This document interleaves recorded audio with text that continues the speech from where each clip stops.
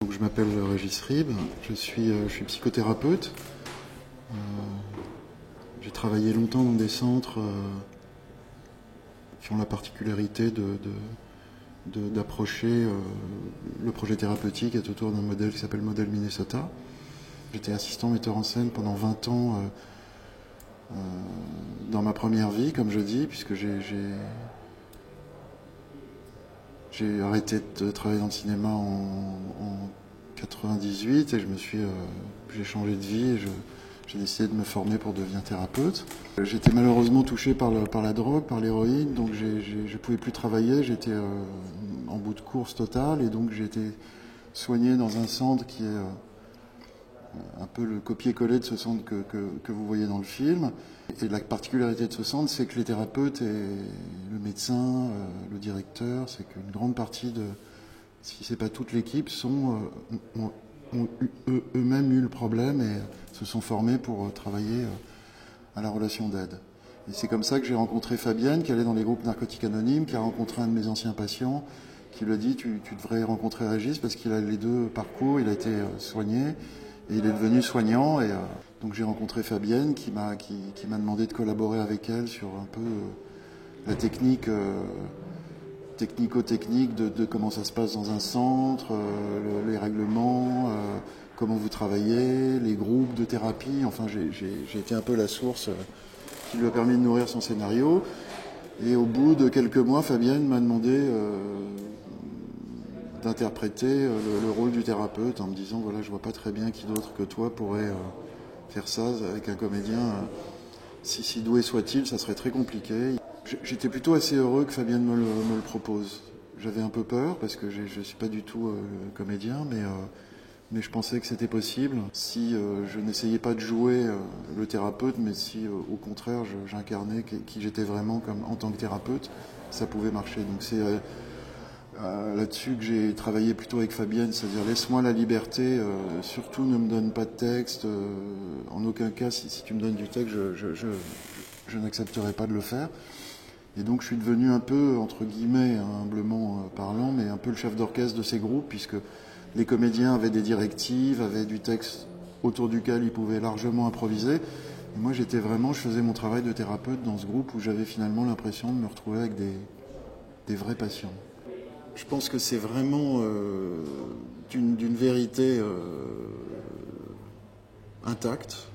D'ailleurs, mes confrères avec qui j'ai longtemps travaillé, qui ont été invités à voir le film il y a quelque temps, me disent c'est impressionnant de vérité voilà, ils me disent on a vraiment l'impression d'être dans un groupe. Moi, la seule chose qui m'a un peu, j'aurais plus volontiers été un peu plus dans la douceur et c'était des groupes où les choses qui étaient dites étaient des choses graves et difficiles. Et en général, quand c'est grave et difficile, on ne sourit pas et on est dans une espèce d'empathie, d'attitude qui va avec ce qui se passe dans le groupe.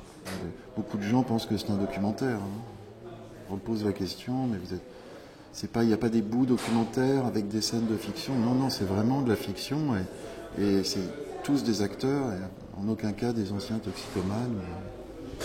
Alors j'ai pris ma retraite, j'ai arrêté de travailler dans les institutions parce que c'est vraiment un travail très difficile. On fait un travail clinique qui est assez pointu sur comment on peut aider telle ou telle personne. C'est pas un traitement uniforme.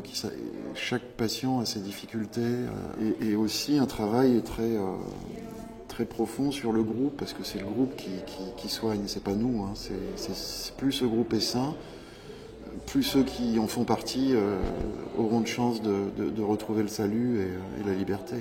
Parce que l'addiction, c'est quand même les drogues, l'alcool, les médicaments, c'est l'arbre qui cache la forêt d'une détresse et d'une grande souffrance. Donc si on met, c'est vraiment mon point de vue. Hein, moi, j'ai tout essayé dans mon parcours les traitements, les cliniques, les hôpitaux, la psychiatrie, tout ça, mais à chaque fois, on m'abrutissait de médicaments où on me proposait de me donner du Subutex ou de la méthadone, qui étaient des traitements de substitution qui changeaient rien à mon problème d'enfants malheureux, d'une famille dysfonctionnelle.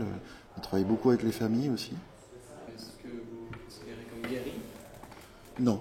Si j'étais guéri, je prendrais du cidre, mais si je commence à prendre un verre, je finirais la bouteille et j'irai chercher du whisky après, et puis après sûrement de la drogue dans les bas-fonds de Rennes. Donc non, je suis pas guéri du tout.